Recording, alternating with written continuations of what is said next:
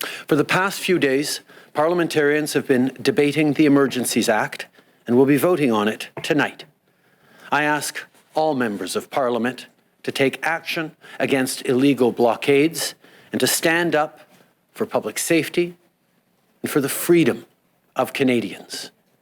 Invoking the Emergencies Act has been necessary. Law enforcement agencies relied on it to set up secured areas in downtown Ottawa and at border crossings. It prevented foreign money from continuing to fund illegal blockades, and it's making sure our borders remain open. It has been the responsible thing to do. But even though the blockades are lifted across border openings right now, even though things seem to be resolving very well in Ottawa, this state of emergency is not over.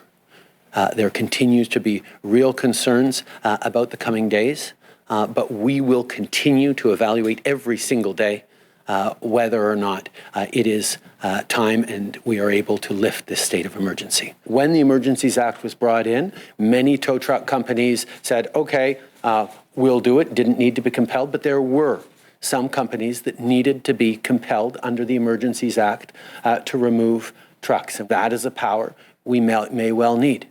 The power to designate critical infrastructure like border crossings as not just the actual border crossing itself, which of course is protected under current legislation, but the approaches to border crossings, 15 kilometers up the road, that require police to be able to designate that as areas where people not just occupying, but indicating a desire to go and occupy that intersection can be turned away.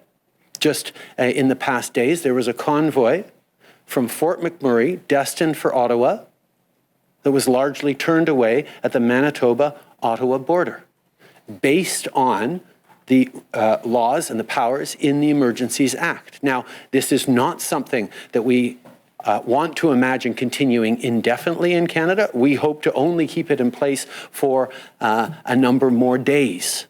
We will reevaluate every single day. But right now, when the situation is still of people pre-positioning, people being out there indicating that they are ready to blockade, to continue their illegal occupations, to disrupt Canadians' lives, we feel that this measure needs to remain in place while this emergency situation is still in place.